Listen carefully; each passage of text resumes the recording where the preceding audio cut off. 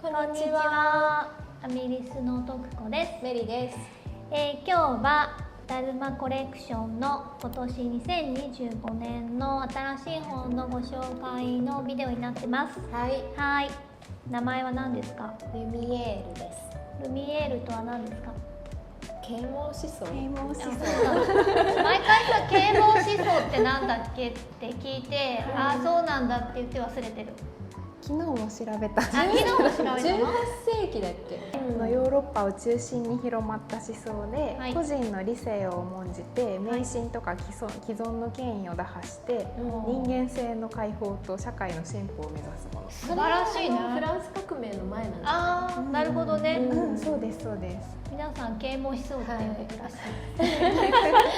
はい。なのでパターン名は哲学者の名そうなん前にですなっております。皆さんもよく知っているような。結構ね、知ってる方が。はい。私たちが知っている哲学者のほとんどがもうその時代の哲学者の人なんです。はい。はい。それで今回はなんとかぎ針になっております。はい。はい。全編ね。はい。初めてですよね。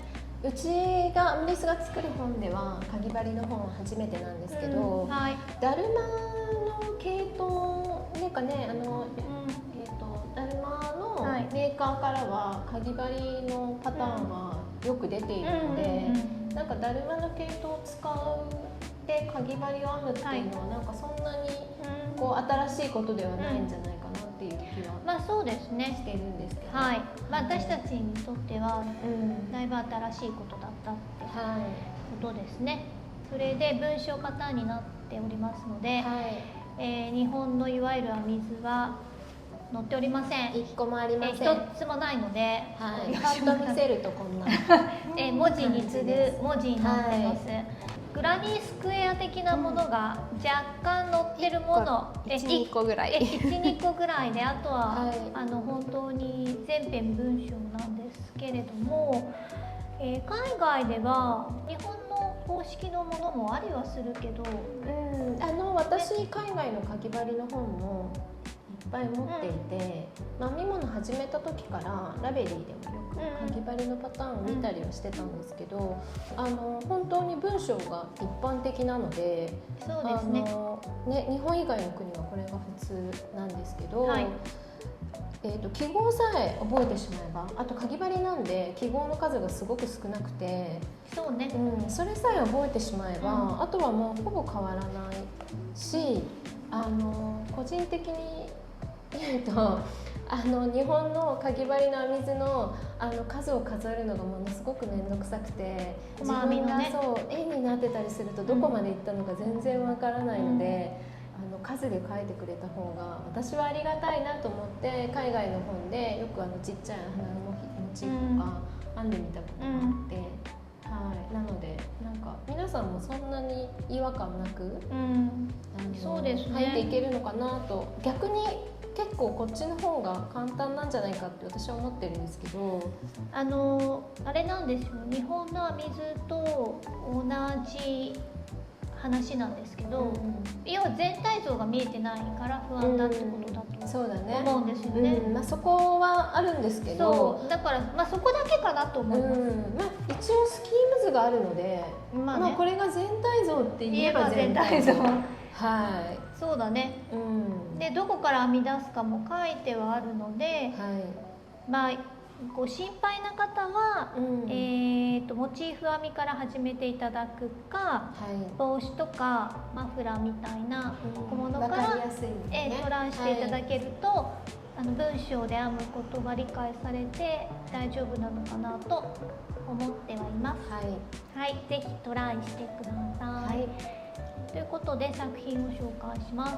今回お願いしたデザイナーさんは、多分皆さんが知ってらっしゃる方は結構少ないのではと思うんですけど、見たこといらっしゃる方いるかわかんないですけど、ラベリーのパターン検索を見ると、編み物とかぎ針編みと選べるんですよね。そう、ニッティングとクロシェットとね。なんかデフォルトでは多分両方になってるけど、両方で見るとかぎ針と編み物のものがものすごく混じり合って見にくいので、私はいつも編み物だけニッティングだけで見てるんですけど、かぎ針だけ見てみると本当に見たことのない編み方ばっかりそうです作ね、品がすごく多くて、なんかね日本の普通の編み物の本だとこういうものとかこういうものはあるけ意どね、外と見かけるけど、こういうもそれ以外のはねはほとんど見たことがないんじゃないかなと思うんですけど、はい海外のかぎ針編みのデザイナーさんが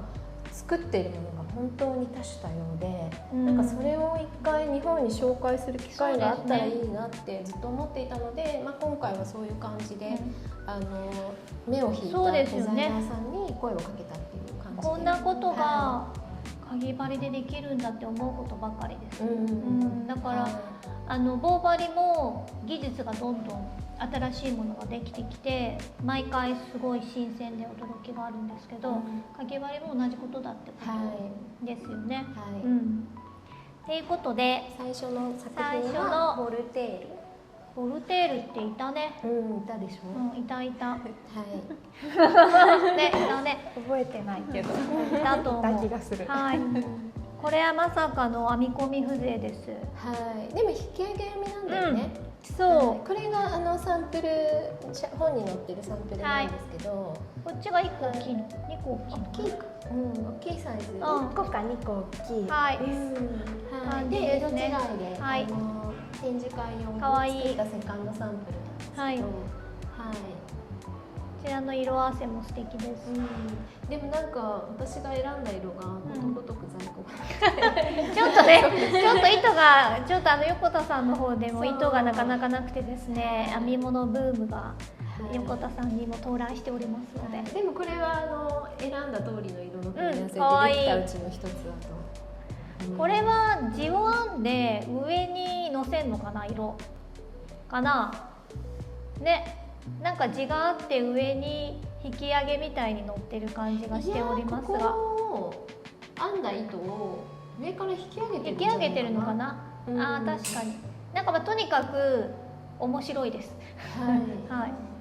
おそらく一色ずつは編んでるんだけど、下から糸を引っ張り上げたりして編んでるのではないかと推測してます。大丈夫、編み方は書いてある。編み方は本をご覧くださいということで。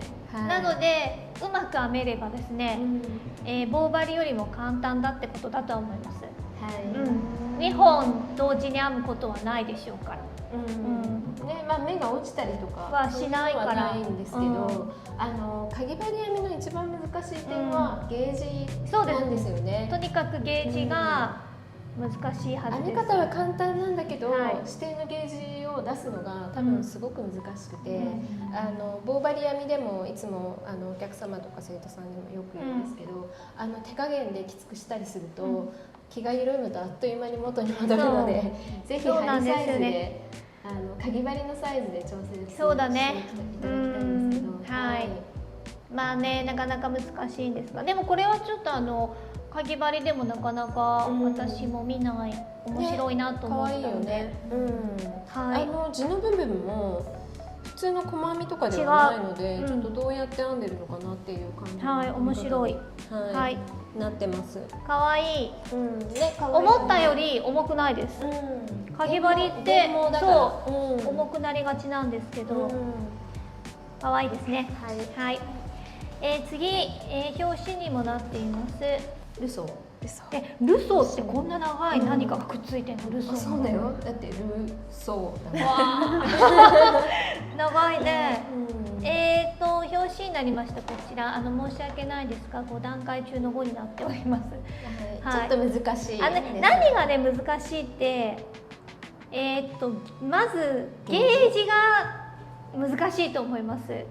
こちらがデザイナーサンプルなんですけど、まあ上手で本当に上手だと思います。ものすごく上手です。それで後々ブログにもご紹介するんですが、ブロッキングワイヤーで思いっきり引っ張らないとこの形になりません。編んでる時はちょっと全然違う。そうなんです。思いもよらない形のものをここまで引っ張ってくるので、皆さん編みたいなと思われてる方はちょっとそこら辺も参考にされて編まれるとどうかなと思います。なんでゲージを刺繍していただきたくて、そうなんです。最初からこんな見た目にしようと思って緩く編んでしまうと引っ張るとさらに緩くなってしまうので、穴がもっと大きくなる。そうなんですよ。だし糸も本当に足りなくなるので、そうなんです。引っ張ってこの状態っていうことを念頭に置いて編んでいただくのがいいかな。まあ言えることはとにかく上手ですよね。とにかく上手に編んでると思いますこれ。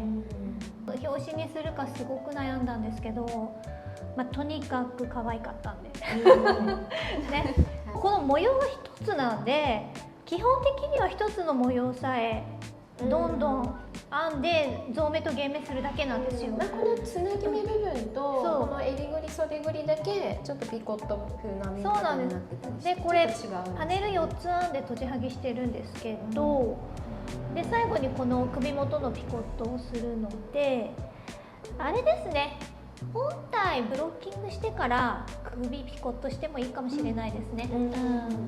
かなとも思います。はい。ちょっと襟元袖ぐりが緩くなりがち。緩くなりがちなので。とはいえ見ての通りとっても可愛いのでやってみてください。こちらはリズっていうBT。もともとブルックリンツイードで働いてて、編み物棒針編みのデザインもいっぱいしてる人なんですけど、かぎ針もね、してて、ブルックリンツイードのブランケットの方には両方のパターン1個ずつ載ってるから、かぎ針のブランケットが可愛かったので、今回もお願いしてみて。お願いしました。ご本人もねとっても可愛い方です。これはいわゆるモチーフを編んでつないで、最後ここを棒針でやってるんだと思いますね。ここはね。これ棒ですね。棒ですよね。このゴム編み部分だけ棒針なのかな。はい。それでとにかく写真が可愛いので、みんなが見たくなるに違いない。可愛いよね。はい。で色も好きにしてもいいですし、私自分が編むんだったらちょっとこのゴム編みをもう少し長くしてもいいかなっていう気はしています。ね、個人的に。はい。っていうことでこちらがかぎ針を久しぶりにやるって方はまずこれね、これとかがおすすめです。あとモチーフの数もそこまで多くないので、途方に暮れないと思う。できるかなっていう。はい。可愛いです。はい。で次がこれね。リカルですか？これなんか届いた時全然かぎ針で本当にかぎ針なの。私これが一番見たいです今。可愛いよね。いやなんかすごいなと思ってます。本当に見た目は棒針なんです。でも本当にかぎ針のパターンだったんです。で文章を見ただけでは全然わからなくて、なんか一回なんか自分の手を動かしてやってみたいなっていう気持ち。わからないです。可愛いよね。でこの赤い帽子も可愛いし、はい、これやってみたいなと思ってます。次は可愛いやつですね。これも本当に可愛いです。ミルです。本当にミルでいいの。ミルさんも知らないね。ジョン・スチュアート・ミル。なんかフルネームで言うと知ってる気がする。イギリスの哲学者。知りませんでした。はい。こちらはですね、まさかのマフラー的なスカーフってことになってます。届いた時本当に着れないのかちょっと試してみたんですけど、一回着てみようってしたんですけど、一応この中も開いてるし、手が中まで通せるんですけど、通せはするんですけど、本当に着るようにはできていなくて、なんせここが細いし袖の向きも上向いてて、そう多分ここが細すぎて入らない。この首にかける用のデザインになってます。でも色もとっても可愛いし。そうなんです。これ本当に可愛いですよね。すごいこれは去年韓国に行った時に展示会でお会いした韓国人のベテランのデザイナーの方で、その時に着てらっしゃったのもすごい可愛かったし、ソウルのコアコさんで展示会したんですけど、コアコさんのスペースにカーテンがかかってたんですけど、それもこの方がデザインして編んだカーテンですごい可愛くて、とにかくね、ご本人がおしゃれなんですよね。本当にね。はい。なのでこのデザイン画が来た時にすごいと思うよね。この形のスカーフ。そう。着れたら可愛かったけどね。一応ね、そう一回なんかねトライしようとしてないっていいことになったよね。ちょっとこう顔とか入れてみようかな。ここまでいった。これでもさ、ここ半分にして。ここに袖つけたら着ようと思ったら着れるかな。とにかく可愛いです。まあでも可愛いですね。このままで十分なんですけど、まあモチーフをつなぐだけなので、根気のある方はぜひ、この色合いも大変おすすめです。でも現物なんで意外と1個が早く編めるかもしれない。思います。これでね4段ぐらいのモチーフなので。慣れてる人は多分1回パターンを覚えるとただ色替えをしていくだけなので、一つのモチーフ編むのに結構ね15分ぐらいで編めるんじゃないかなね。なのでお正月休みなどにいかがでしょうか。はい。次はポップス。こちら小宮さんです。はい。ですね、2種類の糸を使っておりまして、モケモケのループですね。とフォークランドウールになっております。いわゆるバケットハットですかね。になってます。それでこれ何もなんか芯とか入れてないんですけど、こうなるように小宮さんだいぶ工夫してくださったんだと思います。ここがねすごいしっかりしてるので、何にも入っていないけど帽子の形がすごくきちっと保たれてて、私ここになんか入れなんでなんで入れたくないって、よく市販のプラスチックみたいなの売ってますけど、入れたくないっていうとこさんの要望で使わないものを作ってくれました。ありがとうございます。次がスカーフになっております。ベイルさん、こちら長いものと小さいもの2つパターンが用意されてて、この糸量で両方編めるっていうことなのかな。それぞれちっちゃいのは1玉で、大きいのは2玉です。なるほどね。これもなんかよくよく見るとかぎ針編みなんですけど、さっきの帽子の編み方に若干似てるのかな。このゴマ編みっぽく見える。でも棒針編みみたいですよ。でもリバーシブルだし、ふかふかしててすごいあったかい。確かにリバーシブルに見えるっていうか、なかなかあれですもんね。棒針だとダブルニッティングにしない限り、あとは裏ができちゃう、ブリオッシュとかにしない限りならないけど、これは表も裏も同じように見える。だから頭に巻いてもうまくいくのね。模様は違うんだけど、どっちもなんか模様っていうか可愛いです。首に巻いてもよし、頭に巻いてもよし、可愛いです。次はこれはロックです。ジョンロック。ジョンロックしてます。でもこの子の名前何でしたっけ？もともとポピくん。ポピくん。ミスターチワワとかでした。ミスターチワワ。でもロックっていう名前になりました。ロックになりました。こちらはちょっとロックのチワワっていうか。フランス在住の日本人のデザイナーさんなんですね。メリさんは好きだったんですか？私可愛いなと思って本を持ってて、日本の出版社から出てる本があるんですけど、可愛いなと思っててずっとキープしてた本があって、今回かぎ針の本だっていうので声をかけてみたら、すぐにお返事いただいて、心よく参加していただきました。デザインしていただきました。すごい可愛いよね。これをなんかいろんなところに置いて撮影の時楽しかったです。なんか壁にくっついたよね。なんか壁がザラザラしてる感じで、そこになんかくっついて、なんかカメラマンさんがいろんなスタイルでくっつけたり、逆立ちしてましたよね。みんなで遊んだよね。置いたりして、可愛かったね。すごい可愛かったです。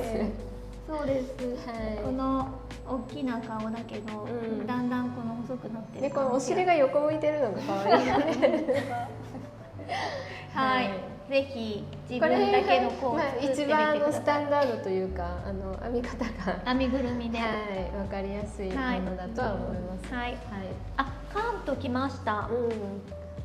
関東っていう名前を使うから悩んでそうだね、いかにもだから、こちらはいわゆる細編みと何かの組み合わせですね。横編みでいきます。でそれでセカンドサンプルすごいトラっぽい子が来ました。ちょっとタイガースファンの人に受けの良さそうな、トラ柄来ました。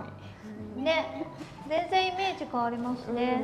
ちょっとこっちがおとなしい色だったので、ちょっと黄色とか入れてみようかって言ったら、本当は最初は多分紺とか選んでたんだけど、いろんな色がなくて、とにかくないんです。選んだ色がことごとくなくて、なんか最終的に黒になったのかなっていう。ちょっとトラ柄になりましたけれども、はい。まあ3色使ってるので、お好きな3色でしましまに編んでいただいて、まあ正直この黄色この3色じゃなくてもっと色入れてもいいし、そう可愛いんじゃないですかね。アレンジができるかなと、ご自身の好きな色合わせで楽しく編まれてはいかがでしょうか。このなんていうんだろうな、このスカラップっぽい模様がすごい可愛いよね。とにかくさ、いろんなものが棒針に見えるよね。これだって鍵でしょ、きっと。でこれもまたそんなに分厚くなくて、この色の部分が若干分厚めなんですけど、ここが薄いので全体的に普通のセーターとあんまり変わらない差なんですよね。かぎ針のデザイナーさんたちが重いものを作らないように工夫してるのかもね。いかに軽い編み地にするかっていうことをすごく工夫してるのかなっていう気がします。勉強になるね。だからね、スカスカしてるところと密度そこまで重くないんですよ。すごい組み合わせて、なんか重いような感じに見えると思うんですけど、なので新しいかぎ針の技術をなんか体験してもらえるといいのかなと思ってます。はい。ウェアの中では比較的作りやすいと思います。イメージがしやすいし、形的に。はい。今回は原毛と初めてエアリーウールアルパカ、空気を含んだなんとか日本語だと、を使って、ループは去年も使ったし、フォーク&ウールとシルクモヘアいつも使ってるので、この点数になっております。その割にパターンが短く出来上がってて素晴らしいですね。ぜひ新しい冒険をするつもりで、なんか私もだいたい棒針って私の中でも編み切った感がありまして、そんなに新しいなんかニューなものは自分になかなかもう降りてはこないんですけど、今回すごい面白いから、とりあえずなんか編もうと思って、デザイナーさんを選ぶ時からまた海外のかぎ針のパターンをすごい見るようになって、結構可愛いなってよね。そうすごい楽しい気持ちでいろいろ見てます。なのでなんか啓蒙思想ってつけたのも、またちょっとこうかぎ針編みに新しい風をすごいね、日本の編み物にまた違う風が吹き込まれるといいかなっていう気持ちで啓蒙思想って名前をつけたんですけど、ちょっとこれでもうこれ以上哲学の名前思いつかないんで、一旦打ち止めですか。まあちょっとねご心配な方いると思うんですが、まあやってやれないことはない。ぜひ実物のサンプル見に来ていただいて。そうですね。本は全編英語なんですけど、日本語の冊子がつくので安心してください。あと見てる人あんまり関係ないかもしれないけど、11月ぐらいには韓国語も冊子が出ますので、韓国の方楽しみにもし韓国語が良ければ出るまでちょっとお待ちいただいてから買っていただいた方がいいかなと思います。その時に韓国でポップアップやる予定になってますね。サンプルが韓国に行きますので、よかったらそちらもご覧いただけたらと思います。ぜひオンラインショップか店頭でお売りしておりますので、ぜひお願いいたします。こちらの動画が、参考になったりよかったなと思う方はグッドボタン、コメント、何か編みたいものがあったらぜひ、あとは、チャンネル登録お待ちしております。よろしくお願いします。ありがとうございます。ありがとうございます。